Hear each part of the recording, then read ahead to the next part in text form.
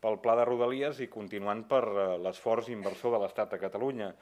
Vull dir que és un molt bon acord, que només des de la mala fe i des de la ignorància es pot negar. De fet, les crítiques d'Esperanza Aguirre i de Convergència i Unió ens reafirmen en què és un bon acord, perquè no només demostra que els extrems es toquen, sinó que, com deia Sant Tomàs, en el terme mig està la virtut. És a dir, si Esperanza Aguirre s'exclama perquè és massa i Convergència i Unió ho veu insuficient, és que anem bé. I crec que això és la confirmació de que ha estat un molt bon acord. Ara bé, l'optimisme tampoc no ens ha d'encegar excessivament, ho dic perquè gat escaldat d'aigua fuig.